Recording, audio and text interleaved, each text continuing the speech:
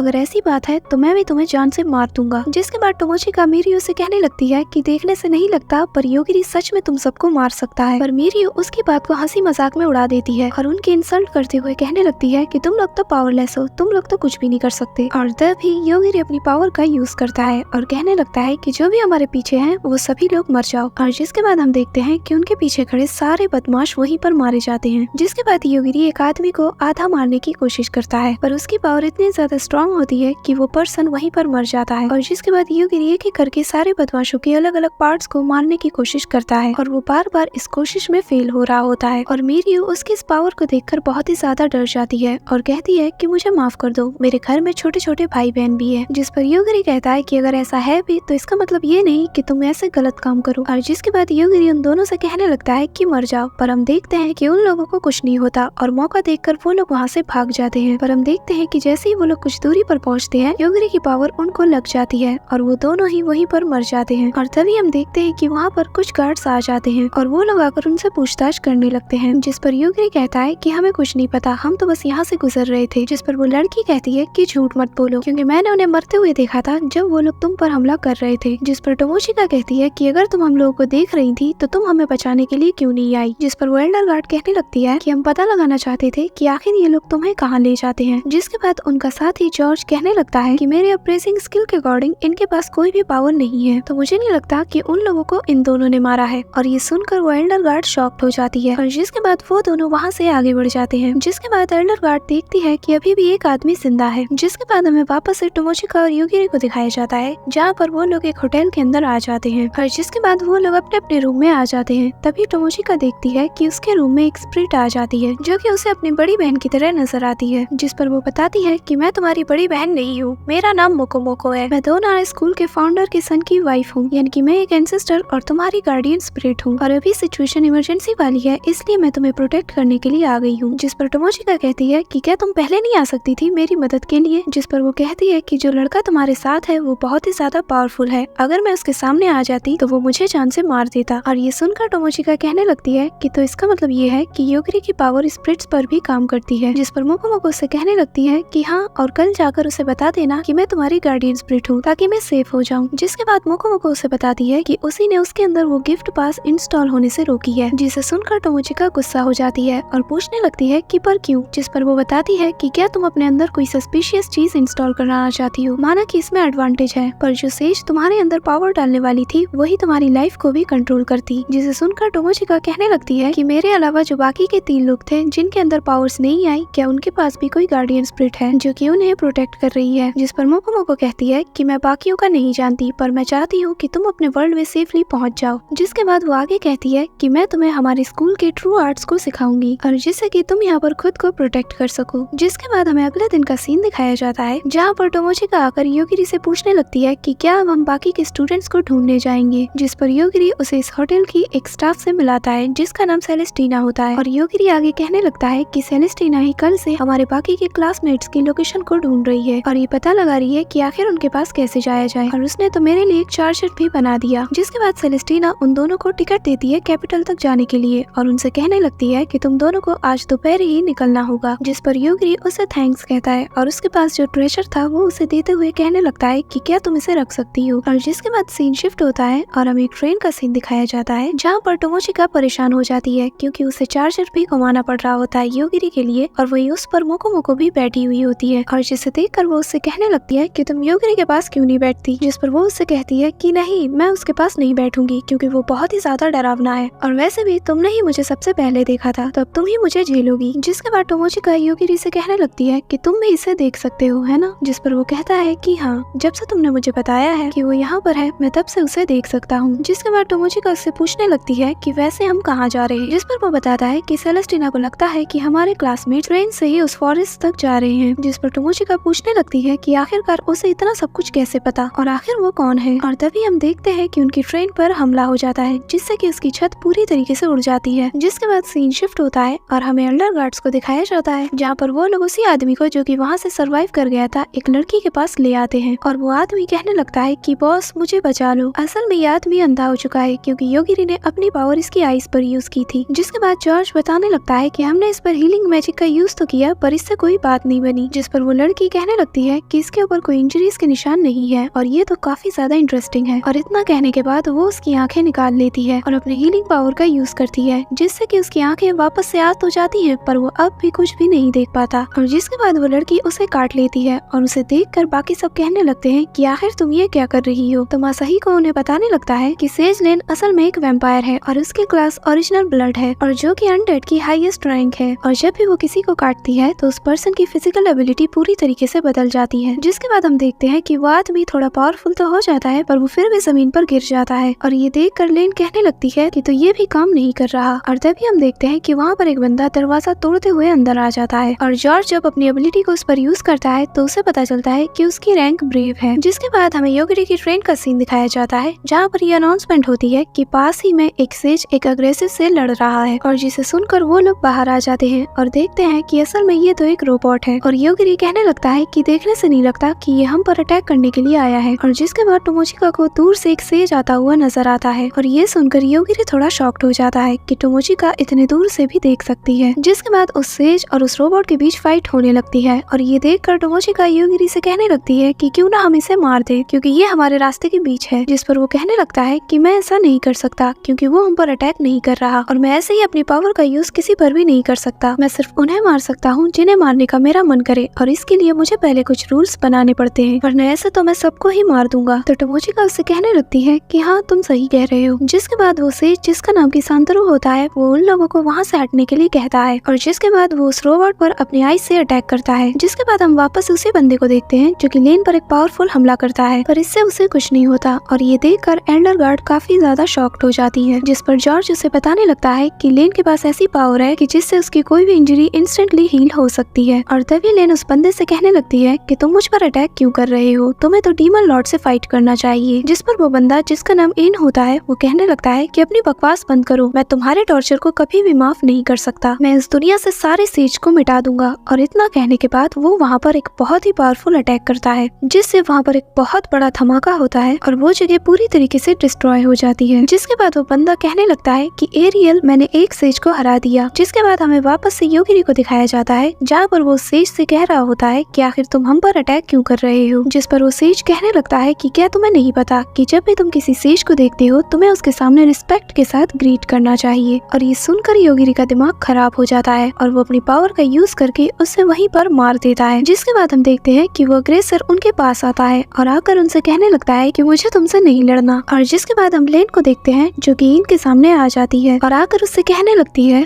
तो एरियल तुम्हारे लवर का नाम है। और उसे देखकर इन कहने लगता है कि आखिर तुम मेरे उस अटैक से कैसे बच गई। जिस पर लेन बताती है कि मैं बची नहीं, मैं तो वहीं खड़ी थी, अटैक तो मुझे लगा था पर मैं मर नहीं सकती क्योंकि मैं अपने आप ही हील हो गई थी और यही मेरी पावर्स हैं। और जिसके बाद लेन उसे उठाकर दूर फेंक देती है और कहती है कि तुम्हें मारने का मेरा मन नहीं। जिसके बाद वो नाइट से कहने लगती है कि पता लगाओ कि आखिर योगिरी कहाँ पर है। जिसके बाद हमें उसे अग्रेसर को दिखाया जाता है जहाँ पर वो योगिरी से कहने लगता है कि मैं तुम लोगों के साथ नेगोशिएशन करना चाहता हूँ। और ये सुनकर टोमोचिका समझ जाती है कि इसे योगिरी की पावर का पता है। जिसके बाद योगिरी उससे पूछने लगता है कि क्या तुम हमें बता सकते हो कि हम अपनी दुनिया में वापस कैसे जा सकते हैं। जिस पर वो अग्रेसर कहने लगता है कि मुझे बस ये पता है कि जिस वर्ल्ड से मैं आया हूँ उस वर्ल्ड में कैसे वापस जाया जा सकता है। जिस पर योगिरी कहता है कि तो फिर तुम हमें अपने वर्ल्ड में ले चलो। जिस पर वो अग्रेसर कहने लगता है कि मैं पागल थोड़ी हूँ कि तुम्हारे जैसे खतरनाक इंसान को वहाँ ले जाऊँ और ये दुनिया सबसे लोएस्ट रैंक में एग्जिस्ट करती है और हमें ऊपर जाने के लिए काफी ज्यादा एनर्जीज की जरूरत पड़ती है। जिसके बाद योगिरी उससे पूछने लगता है कि ठीक है पर क्या तुम हमें एडवाइस दे सकते हो कि आखिर हम उसे कैसे ढूंढ सकते हैं। जिस पर वो मान जाता है। तभी वहाँ पर मोको मोको आ जाती है और आकर कहने लगती है कि मुझे इससे कुछ मांगना है। जिसके बाद हमें रात का सीन दिखाया जाता है और अब वो गार्ड्स वहाँ पर पहुँच जाते हैं और देखते हैं कि ये तो सेज सेंतरू है जो कि जमीन पर पड़ा हुआ है।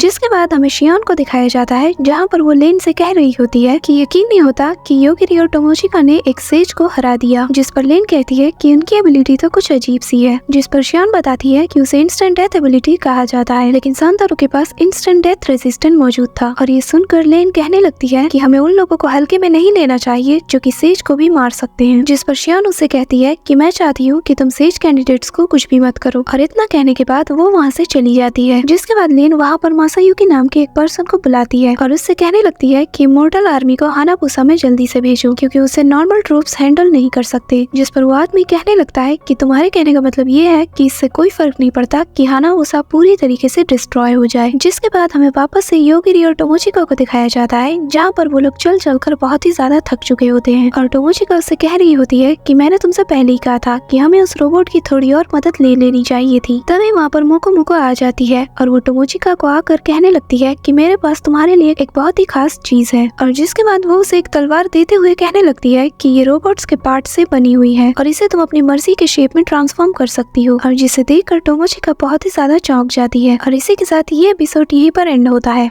और अगर तुम वीडियो को यहाँ तक देख रहे हो तो मेक श्योर कि तुम इसे लाइक कर रहे हो। तो मिलते हैं नेक्स्ट वीडियो में और तब तक के लिए बाय।